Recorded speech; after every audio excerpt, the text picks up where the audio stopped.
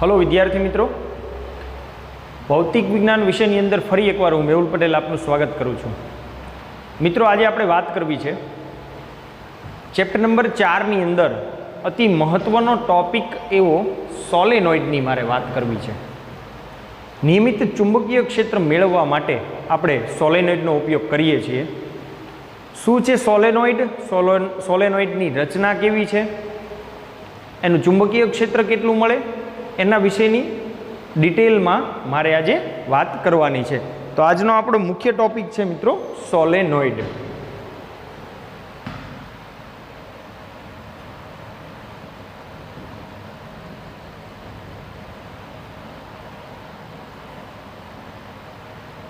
Solenoid આજનો આપણો મુખ્ય ટોપિક છે।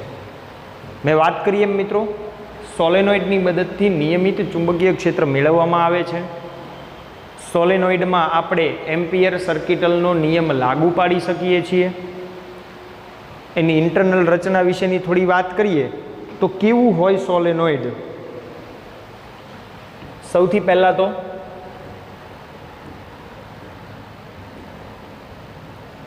સોલેનોઇડનો ઉપયોગ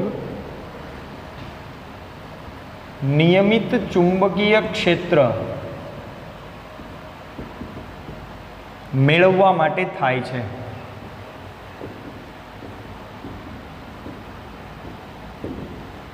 સોલેનોઇડનો ઉપયોગ નિયમિત ચુંબકીય ક્ષેત્ર મેળવવા માટે થાય છે। મિત્રો, કેવી રચના હશે, કોને કહેવાય સોલેનોઇડ, એની વ્યાખ્યાત્મક રજૂઆત આપણે જોઈએ। વાત કરીએ આપણે પાસે વીંટાળેલા અલગ કરેલા, પાસે વીંટાળેલા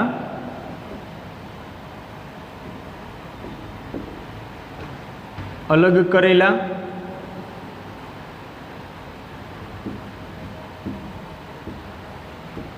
વાહક તારના, ત્રણ શબ્દને ભેગા કર્યા મેં। પાસે વીંટેલા, એકબીજાથી અલગ કરવું એટલે મિત્રો આઇસોલેટ કરવું, એકબીજાથી આઇસોલેટ કરવું, એકબીજાથી અલગ કરવું એટલે પાસે વીંટેલા અલગ કરેલા વાહક તારના હેલિકલ ગૂંચળાને સોલેનોઇડ કહે છે। હેલિકલ આકારમાં હોય।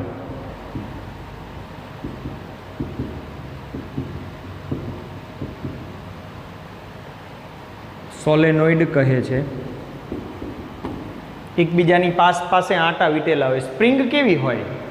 સ્પ્રિંગની માફક જ એકબીજાની નજીક આંટા વીંટેલા હોય, પરંતુ આ આંટાઓને એકબીજાથી અલગ કરેલા હોય અને ગૂંચળાનો આકાર કેવો છે? હેલિકલ છે। તો મિત્રો, સામાન્ય સોલેનોઇડ આપણે આકૃતિ સાથે એને સમજવાનો પ્રયત્ન કરશું અત્યારે।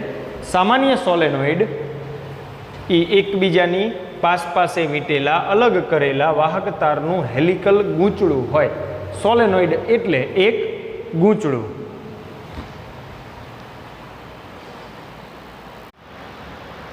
મિત્રો, અહીંયા તમને આકૃતિ મેં સોલેનોઇડની દર્શાવી છે।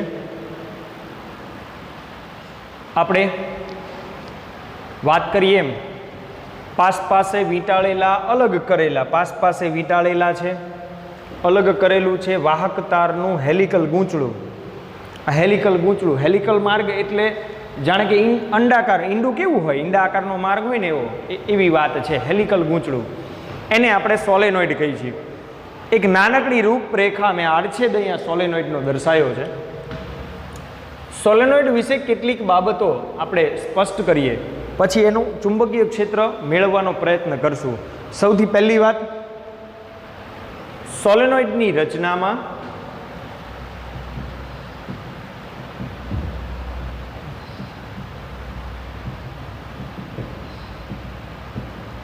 એક અવાહક પોલા પાઇપ પર એક પાઇપ લેવાનો। કેવો લેવાનો? પોલો પાઇપ લેવાનો છે। પોલા પાઇપ પર અતિ લાંબા તારના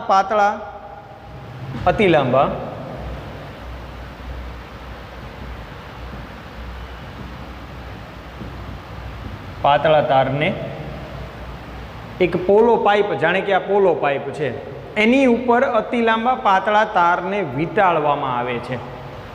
એટલે એક પોલો અવાહક પાઇપ લીધો છે, એ પાઇપ ઉપર આપણે તારને વીંટાળવાનો છે. વર્તુળાકારે વીંટાળવામાં આવે છે. અતિ લાંબા પાતળા તારને, તાર તાંબાનો હોય છે મિત્રો,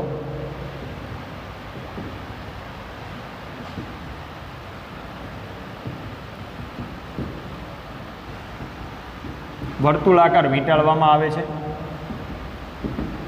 અહીંયા જુઓ રચનામાં, આ તાર એકબીજાને અડકી ન જાય તે માટે, તાર એકબીજાને અડકી ન જાય તે માટે મારે એક ઇન્સ્યુલેટર, એક અવાહક પડ રાખવું જોઈએ. એટલે જ્યારે હું તારને વીંટાળતો હોય ત્યારે આ તાર પર અવાહક પડ લગાડેલ હોય, જેથી આટા એકબીજાના સંપર્કમાં ન આવી જાય. તાર પર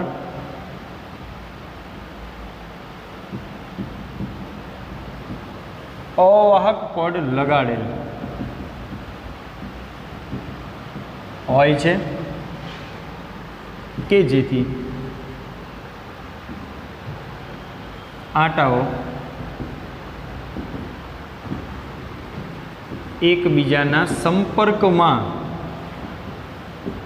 આવી ન જાય. આવી એક રચના.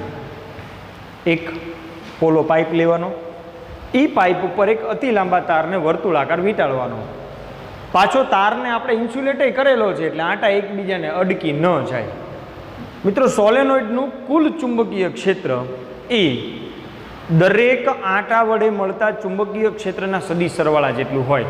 એટલે જ્યારે આપણે સોલેનોઇડની વાત કરતા હોય ત્યારે આપણે કુલ ચુંબકીય ક્ષેત્ર પ્રત્યેક આટા વડે મળતા ચુંબકીય ક્ષેત્રના સદિશ સરવાળા જેટલું લઈશું. સોલેનોઇડનું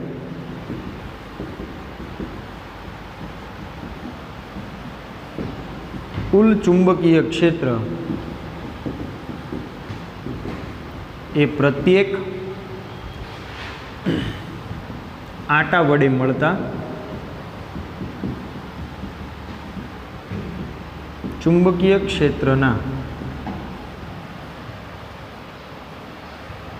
સદિશ સરવાળા જેટલું હોય છે. આથી કેટલીક બેઝિક વાતો મિત્રો સોલેનોઇડ વિશેની, થોડું કોમ્પ્લિકેટેડ છે. ટેક્સ્ટબુકની અંદર તમે એની પરફેક્ટ ફિગર જોઈ લેજો, એ પ્રમાણે આપણે એને ઓબ્ઝર્વ કરવાનું છે. સોલેનોઇડનું કુલ ચુંબકીય ક્ષેત્ર પ્રત્યેક આટા વડે મળતા ચુંબકીય ક્ષેત્રના સદિશ સરવાળા જેટલું હોય. સામાન્ય રીતે સોલેનોઇડ આપણે એને બે પ્રકારમાં મિત્રો વિભાજિત કરીએ છીએ હંમેશા. લાંબો સોલેનોઇડ અને ટૂંકો સોલેનોઇડ. જે સોલેનોઇડની લંબાઈ ત્રિજ્યાની સરખામણીમાં બહુ વધારે હોય તેને લાંબો સોલેનોઇડ કહેવાય.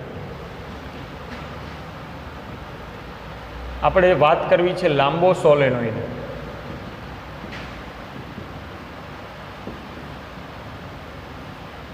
અને ટૂંકો સોલેનોઇડ. લાંબો એટલે અતિ લાંબો. આપણે કેમ આની આગળની થિયરીમાં જોયું હતું આપણે કે એક અતિ લાંબો તાર લીધો હતો, તારથી આર અંતરે ચુંબકીય ક્ષેત્ર μ0I/2πr જેટલું હોય. તો હું સોલેનોઇડને પણ બે નાના નાના કટકામાં વિભાજિત કરી શકું છું મિત્રો, લાંબો સોલેનોઇડ અને ટૂંકો સોલેનોઇડ. જે સોલેનોઇડની લંબાઈ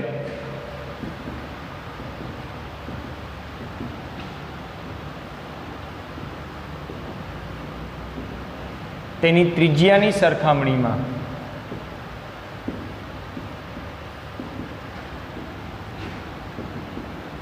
બહુ વધારે હોય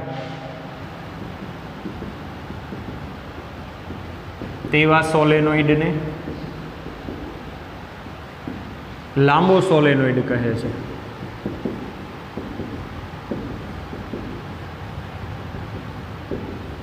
તે જ પ્રમાણે મારે વાત કરવી છે ટૂંકો સોલેનોઇડ અથવા નાનો સોલેનોઇડ. ટૂંકો સોલેનોઇડ અથવા નાનો સોલેનોઇડ. તો એક એવું સોલેનોઇડ કે જેની લંબાઈ એની ત્રિજ્યાની સરખામણીમાં બહુ વધારે ન હોય. પ્રશ્ન ક્યાં અટકે છે? જો બહુ વધારે હોય તો એને આપણે લાંબો કીધો, તો બહુ વધારે ન હોય તો એને ટૂંકો સોલેનોઇડ કહીશું. એટલે જે સોલેનોઇડ ની લંબાઈ તેની ત્રિજ્યાની સરખામણીમાં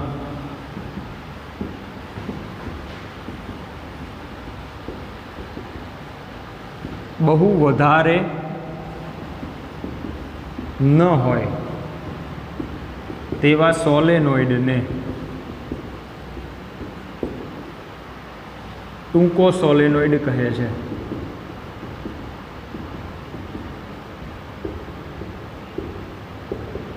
તો આ પ્રમાણે હું સોલેનોઇડને બે ભાગમાં વિભાજિત કરી શકું છું, લાંબો અને ટૂંકો. મિત્રો, આપણે અત્યારે માત્ર સામાન્ય વર્ણનાત્મક રજૂઆત જોઈ સોલેનોઇડની. સોલેનોઇડની અંદર કેટલું ચુંબકીય ક્ષેત્ર ઉત્પન્ન થાય એની માહિતી આપણે હજી નથી જોઈ. શું છે સોલેનોઇડ? પહેલાં તો એનો ઉપયોગ નિયમિત ચુંબકીય ક્ષેત્ર મેળવવા માટે થાય. પાસે વીંટેલા અલગ કરેલા વાહક તારનું હેલિકલ ગૂંચળું. સોલેનોઇડ એટલે એક ગૂંચળું, એક સ્પ્રિંગ જેવું તમને અનુભવાય સામાન્ય રીતે જોવો તો. આ એક સોલેનોઇડનો આડછેદ મેં અહીંયા દર્શાવ્યો છે. એની અંદર ઉત્પન્ન થતા ચુંબકીય ક્ષેત્રની તીવ્રતાના સદીશો મેં અહીંયા દર્શાવ્યા છે. પાસે વીંટેલા હેલિકલ ગૂંચળા જેવો આકાર અહીંયા આકૃતિમાં દેખાય છે. એની રચનામાં એક પોલો પાઇપ લેવાનો, એ પાઇપ ઉપર અતિ લાંબો પાતળો તાંબાના તારને વર્તુળાકાર આટામાં વીંટાળવામાં આવે. વર્તુળાકાર વીંટાળવામાં આવે.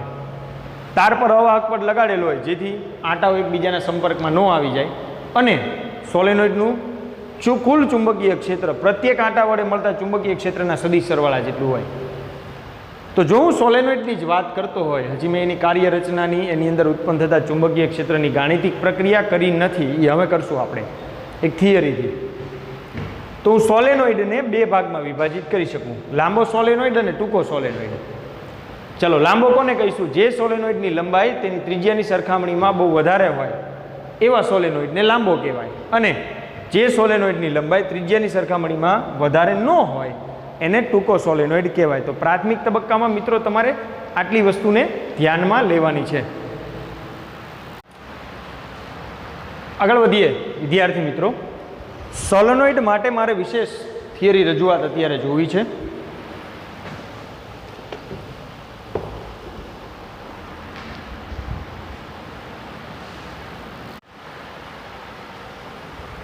એક નવી થિયરી, અને આ તો માત્ર જાણકારી હતી સોલેનોઇડ વિશેની.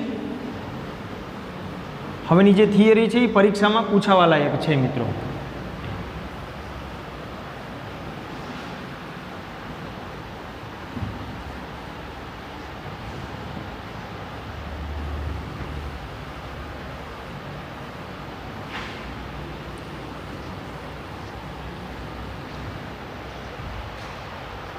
પ્રશ્ન છે, એમ્પિયરના નિયમનો ઉપયોગ કરીને અતિ લાંબા સોલેનોઇડની અંદરના ભાગમાં ચુંબકીય ક્ષેત્રનું સૂત્ર મેળવો. પ્રશ્ન છે મિત્રો, ડાયરેક્ટ આપણે પ્રશ્ન સ્વરૂપ જોઈશું. એમ્પિયરના નિયમનો ઉપયોગ કરીને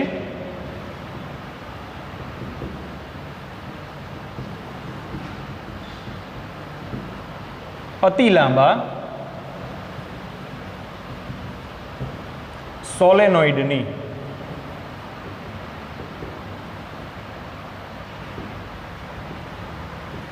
અંદરના ભાગમાં ચુંબકીય ક્ષેત્રનું સૂત્ર મેળવો.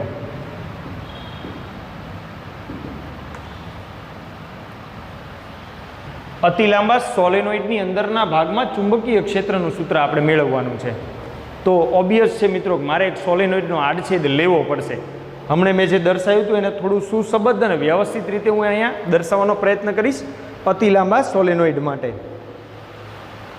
સૌથી પહેલાં આપણે એક સોલેનોઇડને અહીંયા દર્શાવશું.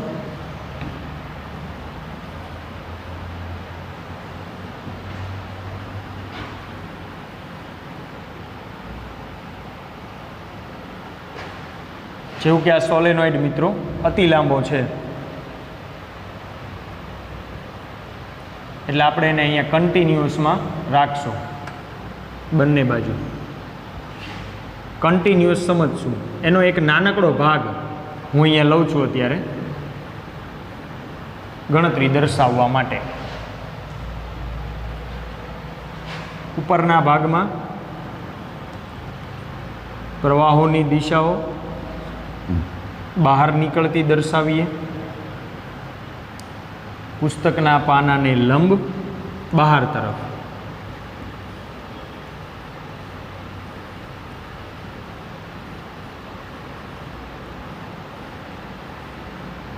તે જ પ્રમાણે નીચેના ભાગમાં અંદર તરફ.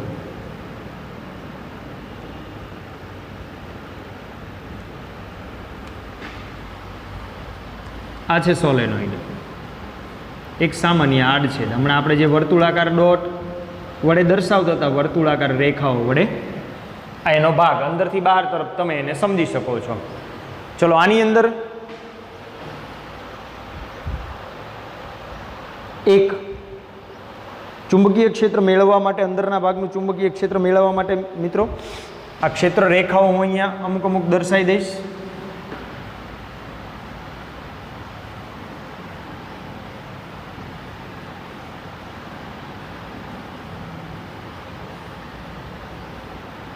મારે ચુંબકીય ક્ષેત્ર મેળવવું છે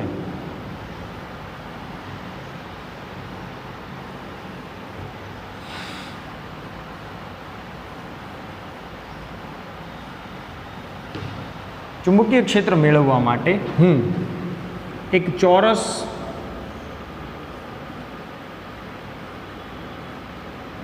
લૂપ અંદર મૂકીશ, અડધી સોલેનોઇડની અંદર રહે અને અડધી સોલેનોઇડની બહાર રહે તે રીતે ગોઠવીશ.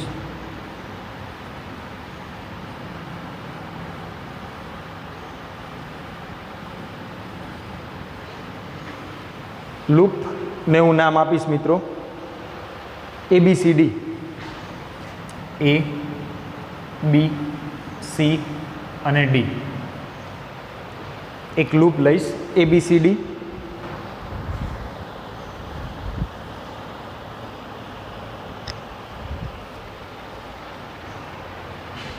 લૂપની લંબાઈ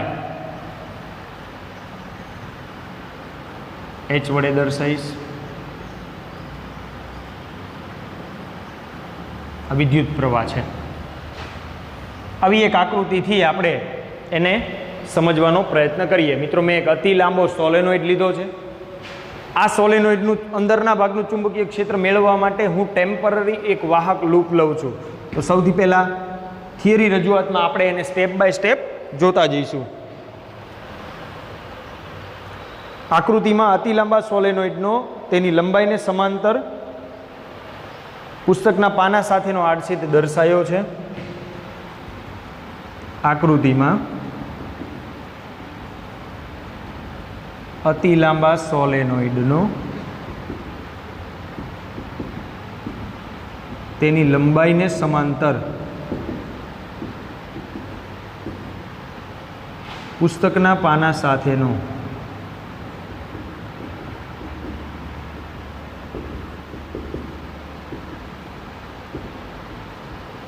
આડછેદ દર્શાવ્યો છે. સોલેનોઇડની અંદરના ભાગનું ચુંબકીય ક્ષેત્ર મેળવવા માટે મિત્રો હું એક એમ્પિયર લૂપ ABCD, ચોરસ, લંબચોરસ વગેરે વગેરે તમે લઈ શકો છો. સોલેનોઇડની અંદરના ભાગનું ચુંબકીય ક્ષેત્ર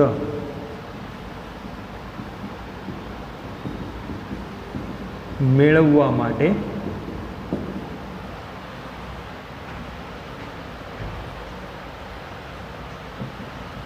આકૃતિમાં દર્શાવ્યા પ્રમાણે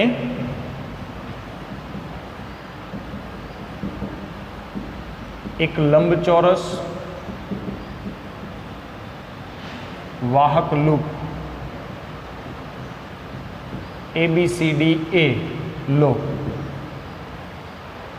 ABCD A આપણે પહોંચી જઈએ ત્યાં. એટલે ABCD A એક લૂપને ધ્યાનમાં લો. તો સમગ્ર લૂપ પર રેખા સંકલન લઈ લઉં હું મિત્રો. માટે એમ્પિયરના નિયમ અનુસાર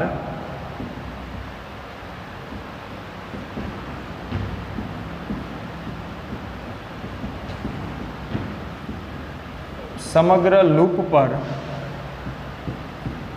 રેખા સંકલન of B dot dl is equal two, સમગ્ર લૂપ માટેની વાત કરતો હોય તો મારે A થી B, B થી C, C થી D, D થી A ચારેયનું મારે સંકલન લેવું પડે. એટલે સંકલન ઓફ A થી B, B dot dl plus સંકલન ઓફ B થી C, B ડોટ dl, સંકલન ઓફ C થી D, B dot dl plus સંકલન ઓફ D થી A, B ડોટ dl. આ પ્રમાણેની મારે ગણતરી લેવી પડે મિત્રો. અહીંયા સંકલન of B dot dl is equal two, તો મારે આ ચારેય મૂલ્યોની ગણતરી દર્શાવવી પડે. A થી B, B થી C, C થી D, D થી A. ચલો અહીંયા ધ્યાન રાખો. વ્યવસ્થિત રીતે વિદ્યાર્થી મિત્રો તમે જોજો. ભાઈ A થી B સંપૂર્ણ ચુંબકીય ક્ષેત્રને સમાંતર છે. A થી B ની લંબાઈ સંપૂર્ણ ચુંબકીય ક્ષેત્રને સમાંતર છે. એટલે મને આની હું ગણતરી કરીશ ને ત્યારે મને એનો જવાબ મળશે કંઈક. પણ B થી C માં અડધો ભાગ અંદર છે ને અડધો ભાગ બહાર છે. B થી C માં અડધો ભાગ અંદર છે, અડધો ભાગ બહાર છે. C થી D માં આખો ભાગ બહાર છે અને D થી A માં પણ અડધો ભાગ અંદર અને અડધો ભાગ બહાર છે. આ પ્રમાણેની પરિસ્થિતિ મને અહીંયા દેખાય છે. સૌથી પહેલાં CD ભાગ સંપૂર્ણ બહાર હોવાથી આપણને એનું ચુંબકીય ક્ષેત્ર મળે નહીં. CD ભાગ સંપૂર્ણ સોલેનોઇડની બહાર હોવાથી તેનું ચુંબકીય ક્ષેત્ર સંપૂર્ણ બહાર છે. સોલેનોઇડની અંદર નથી, બહાર પડેલી વસ્તુ તરીકે એ વર્તશે મિત્રો, સમજો. એટલે આપણને ત્યાં તેનું ચુંબકીય ક્ષેત્ર શૂન્ય મળશે. એટલે એનું રેખા સંકલન પણ શૂન્ય મળશે, ચુંબકીય ક્ષેત્ર શૂન્ય મળશે. માટે સંકલન ઓફ C થી D, B dot dl equal to 0. એટલે પહેલું સ્ટેપ C થી D નું ગયું. હવે મારે આ અડધા અડધાની વાત કરવી છે. બે એક સાથે ભેગા હું ગણતરીમાં લઈ લઈશ. અડધો ભાગ અંદર ને અડધો ભાગ બહાર છે. જ્યાં બહાર છે ત્યાં શૂન્ય છે ને અંદરના ભાગમાં પરસ્પર લંબ છે. તમે એ જોઈ શકો છો કે આ B છે ને આ L છે, આ એકબીજાને લંબ થાય તો B ડોટ dl એટલે B dl cos 90, cos 90 એટલે 0. એટલે હવેની બે લૂપ છે મારી પાસે, BC અને DA, BC અને DA ભાગ.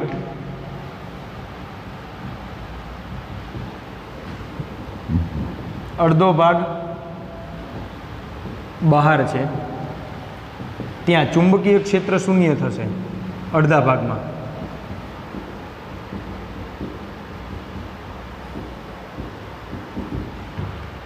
બાકીનો જે અડધો ભાગ છે મિત્રો, બાકીનો અડધો ભાગ છે, બાકીનો અડધો ભાગ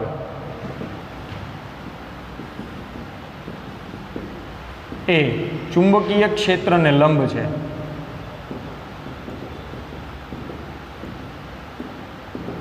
માટે હું સંકલન ઓફ B થી C B ડોટ dl લઉં કે સંકલન ઓફ D થી A B ડોટ dl લઉં બરાબર 0 થાય. લંબ હોય એટલે મેં કીધું એમ cos 90 બરાબર 0, કારણ કે ડોટ ગુણાકારને તમે વિસ્તૃત કરશો એટલે કોસ વિધેય આવશે. તો વધ્યું શું? માટે આમ સંકલન of B dot dl is equal two સંકલન ઓફ A થી B B ડોટ dl વધે. એટલે માત્ર મારે A થી B નું હવે રેખીય સંકલન ગણતરીમાં લેવાનું છે. આપણે અત્યારે સોલેનોઇડની લંબાઈ જો હું L લઉં મિત્રો તો સંકલન ઓફ એ થી બી બી ડોટ ડીએલ બરાબર સંકલન ઓફ એ થી બી બી ડીએલ. અહીં જુઓ બી અને એલ એકબીજાને સમાંતર છે તો બંને વચ્ચેનો ખૂણો શું થઈ જાય? 0. એટલે બી ડીએલ કોસ 0, કોસ 0 એટલે 1, એટલે મળે છે બી સંકલન ઓફ ડીએલ. સંકલન ઓફ ડીએલ એ થી બીની વાત કરીએ તો મને કુલ લંબાઈ મળશે બી ઇન્ટુ, ધારો કે હું આખી લંબાઈને જો હું મિત્રો એલ વડે દર્શાવું સંકલન ઓફ બી ડોટ ડીએલ, આ જે મૂલ્ય છે આપણે એ કુલ લંબાઈ એલ લઈ લઈએ તો મને સંકલન ઓફ એ થી બી ડીએલ એ એલ મળશે. એટલે સંકલન of B dot dl is equal to B dl થાય, સોરી બી ઇન્ટુ એલ થાય, એટલે બી એલ થાય. સમીકરણ નંબર 1. હજી મારે એમ્પિયરનો નિયમ લગાડવાનો બાકી છે. ચલો આટલી વસ્તુ વ્યવસ્થિત રીતે એક વખત મિત્રો તમે જોઈ લેજો. આપણે જે થિયરીને દર્શાવી છે અતિ મહત્ત્વની થિયરી છે, બોર્ડમાં પૂછાવા લાયક થિયરી છે. અતિ લાંબો સોલેનોઇડ છે, આકૃતિમાં દેખાય છે. આ સોલેનોઇડ માટે અંદરના ભાગનું ચુંબકીય ક્ષેત્ર મેળવવું છે. એ ચુંબકીય ક્ષેત્ર મેળવવા માટે મેં એક એમ્પિયર લૂપ અહીંયા ABCD એ મૂકી દીધી છે. તો મારે કુલ રેખા સંકલન એ ચારે ચાર બાજુઓ વડે મળતા મને ચુંબકીય ક્ષેત્રના રેખા સંકલન વડે મળે.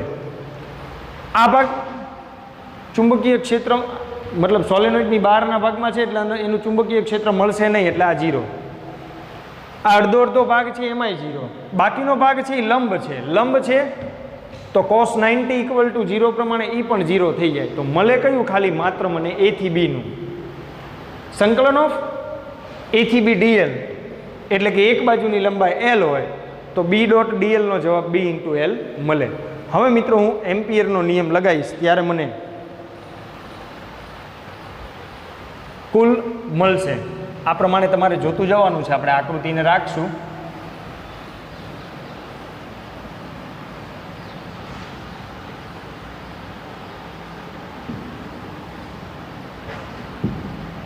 ચલો અંતિમ સ્ટેપ તરફ આગળ વધીએ.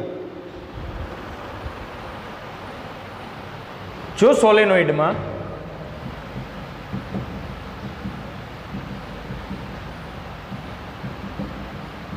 એકમ લંબાઈ દીઠ આંટાની સંખ્યા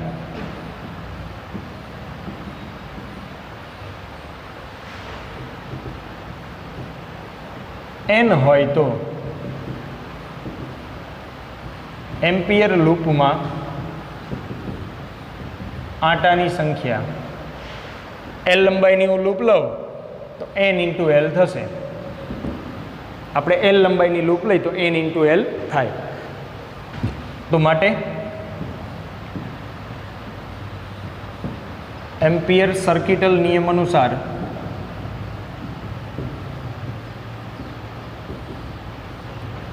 સંકલન of B dot dl is equal to mu 0 I. I લઈશ એટલે મિત્રો હું લઈશ એન એલ આઈ, આખો પ્રવાહખંડ લઈ લઈશ. એક એકમ લંબાઈમાં આંટાની સંખ્યા n હોય તો એમ્પિયર લૂપમાં આંટાની સંખ્યા nl થાય, એટલે મ્યુ 0 ni એવું મેં લીધું છે. એક આંટામાં વિદ્યુત પ્રવાહ I વહેતો હોય તો કુલ આંટાની સંખ્યા nl છે એટલે nl I થઈ જાય. ચલો આના બરાબર b into L is equal to mu 0 nl I. L ઉડી જશે તો માટે b બરાબર મ્યુ 0 ni, જ્યાં n બરાબર કેપિટલ N બાય L લઈ શકાય, કેપિટલ N બાય L લઈ શકાય, બરાબર એકમ લંબાઈ દીઠ આંટાની સંખ્યા. તો આ પ્રમાણે મને અંતિમ સૂત્ર મળશે મિત્રો મ્યુ 0 ni. સોલેનોઇડની અંદરના ભાગનું ચુંબકીય ક્ષેત્ર, સોલેનોઇડની અંદરના ભાગનું ચુંબકીય ક્ષેત્ર મને મળશે મ્યુ 0 ni. આ પ્રમાણે તમારે થિયરી સ્ટેપ મિત્રો જોવાના છે.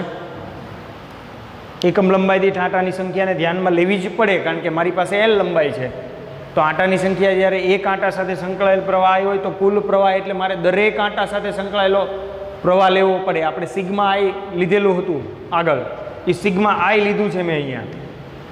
તો એમ્પિયર સર્કિટલનો નિયમ લગાડો એટલે સોલેનોઇડનું ચુંબકીય ક્ષેત્ર બી μ0 ni જેટલું મળે. એટલે આખી લૂપની અંદર વાત કરું મિત્રો હું તો એ થી બીમાં મળશે, બી થી સીમાં 0, સી થી ડીમાં 0 ને ડી થી એમાં 0. તો આખી લૂપમાં માત્ર મને એ થી બી એ પણ ચુંબકીય ક્ષેત્રને સમાંતર છે. ચુંબકીય ક્ષેત્રને સમાંતર છે એટલે જ મને આનો જવાબ મળે છે, નહીંતર અહીંથી જ 0 થઈ જાય તો ચુંબકીય ક્ષેત્ર મેળવી શકું નહીં. સમાંતર ન હોય તો, સમાંતર છે એટલે મેળવી શકાય. તો આ પ્રમાણે તમારે આની થિયરીને વ્યવસ્થિત રીતે જોવાની છે મિત્રો. બી બરાબર μ0 ni, ચુંબકીય ક્ષેત્રની દિશા જમણા હાથના નિયમ પરથી આપણે મેળવી શકીએ.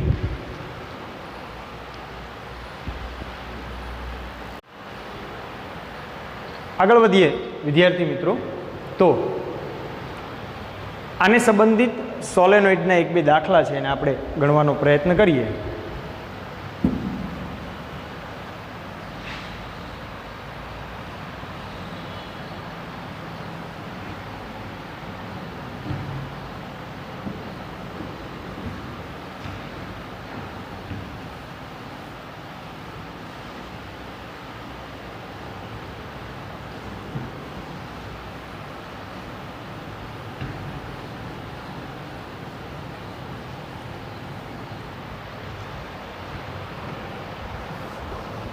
એક ઉદાહરણ 4.9 આપેલું છે મિત્રો, એને સમજીએ.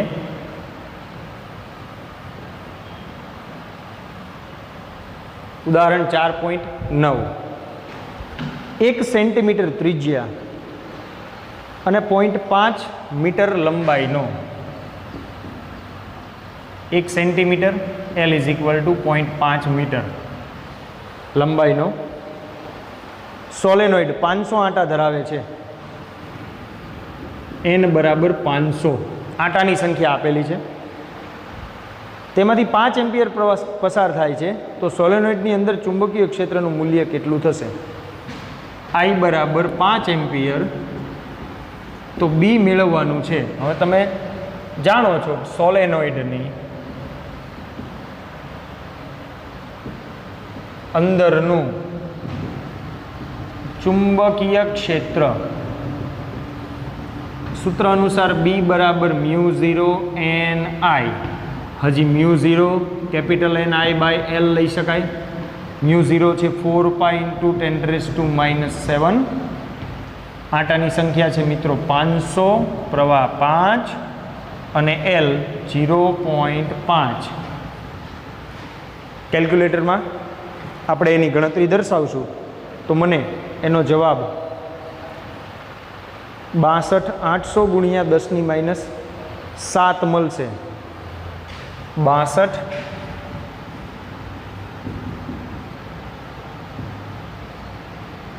એટલે કે 6.28 × 10⁻³ ટેસ્લા. તો આ પ્રમાણે મિત્રો તમે બહુ સિમ્પલ રજૂઆત સોલેનોઇડની અંદરનું ચુંબકીય ક્ષેત્ર μ0 ni સૂત્રને ધ્યાનમાં રાખવાનું છે. બાકી બધી કિંમતો તો તમને રકમની અંદર આપી જ દીધેલી છે, એ પ્રમાણે તમારે એને જોવાની છે. આગળ વધીએ મિત્રો. હજી એક દાખલો સ્વાધ્યાયમાં 4.8 તમને આપેલો છે, એને જોઈએ. આપણે જ મિત્રો જ્યારે ટોરોઇડ જોઈશું ત્યારે આ સૂત્ર એનાલિસિસમાં વધારે આગળ વધશું. અત્યારે સોલેનોઇડ સંબંધિત છે એટલે માત્ર સોલેનોઇડના એક્ઝામ્પલની જ ચર્ચા કરીએ, કારણ કે સોલેનોઇડ અને ટોરોઇડમાં સૂત્ર સમજૂતી એક સરખા જેવી છે પણ ઉપયોગિતા જુદી જુદી છે. સોલેનોઇડમાં એકમ લંબાઈ દીઠ આવે ને ટોરોઇડમાં એકમ પરિઘ દીઠ આવે. ચલો એને પછી સમજીએ. અત્યારે મારે જોવું છે સ્વાધ્યાયનો દાખલા નંબર 4.8. સ્વાધ્યાયનો દાખલા નંબર 4.8 એને સમજવાનો પ્રયત્ન કરું. 80 સેન્ટીમીટર લંબાઈના એક સોલેનોઇડ પર, સોલેનોઇડની લંબાઈ આપી છે મિત્રો 80 સેન્ટીમીટર. પાસે દરેક 400 આંટાવાળા 5 આવરણ વીંટાળેલા છે. 400 આટા, n બરાબર 400, 5 આવરણ એવા વીંટાળેલા છે. સોલેનોઇડનો વ્યાસ, જો કે આપણે ત્રિજ્યાની જરૂર હોતી નથી એટલે બહુ વધારે એની જરૂર નથી, 1.8 સેન્ટીમીટર છે. જો સોલેનોઇડમાં 8 એમ્પિયર વિદ્યુત પ્રવાહ વહેતો હોય તો તેના કેન્દ્ર પાસે બીનું મૂલ્ય કેટલું થાય? 8 એમ્પિયર, તો બી કેટલા થાય? હવે ગણતરીમાં એક ધ્યાન રાખવાનું છે. આપણી પાસે કુલ 5 આવરણ છે, તો સૌથી પહેલાં તો એક આવરણને લીધે સોલેનોઇડના કેન્દ્ર પાસે ચુંબકીય ક્ષેત્ર B બરાબર μ0 ni, એટલે કે μ0 ni/L. ચલો કિંમત લગાવીએ. 4 પાઈ × 10⁻⁷. આટાની સંખ્યા n 400 છે. I 8 છેદમાં L 0.8 80 સેન્ટીમીટર છે, અને મેં મીટરમાં ફેરવી નાખ્યા છે. ચલો મિત્રો, આની હું કેલ્ક્યુલેટરમાં ગણતરી કરીશ તો મને જવાબ 500, સાથે સાથે કિંમત ચેક કરતો જાઉં તો 500 એટલે મળશે 5.024 × 10⁻⁷. સોરી, -7 આપેલી છે અને સેટ કરવી પડશે. અચ્છા, 502.4 × 10⁻5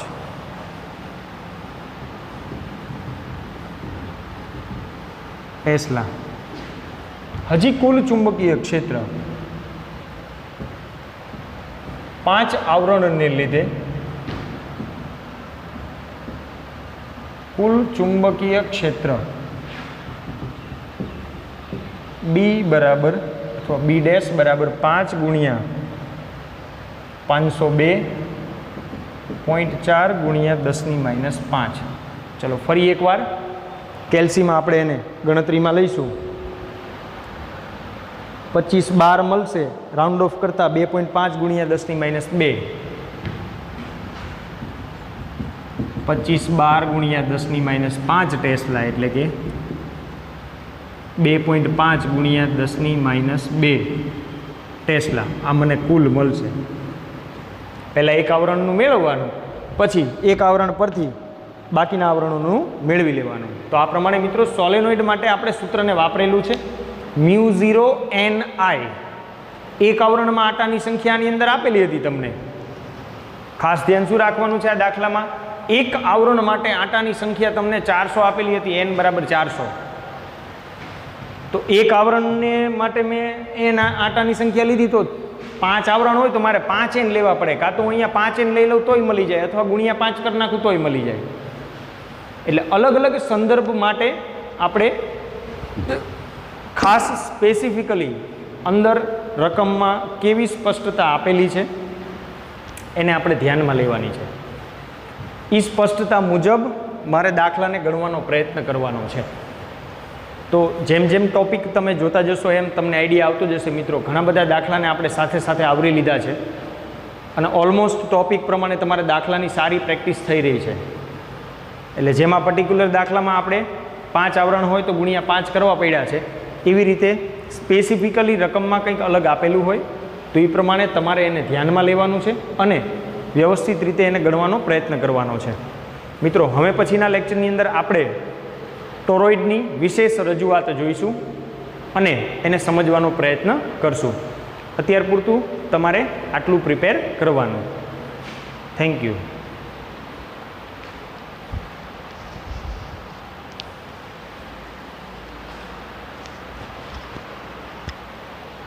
વિદ્યાર્થી મિત્રો, જ્યારે તમે સોલેનોઇડને લખો ત્યારે એક ખાસ સૂચના છે. જ્યારે સોલેનોઇડને લખતા હોય ત્યારે એનો જે આડછેદ આપણે જે બીજી આકૃતિમાં દોરેલો હતો એ આડછેદ પ્રમાણે એને જોવાનો પ્રયત્ન કરવાનો છે અને એ જ પ્રમાણે જમણા હાથના અંગૂઠાના નિયમ પરથી તમે ચુંબકીય ક્ષેત્રની દિશા મેળવી શકો. આપણે ઉપર ડોટ અને નીચે ક્રોસ એટલે આમ વિદ્યુત પ્રવાહની દિશા દર્શાવી હતી, તો આ દિશા ચુંબકીય ક્ષેત્રની દિશા થાય એ પ્રમાણે આપણે એને સમજવાનું છે. જેમ જેમ જરૂરિયાત આવશે એમ વધારે વિશેષમાં સમજશું. Thank you.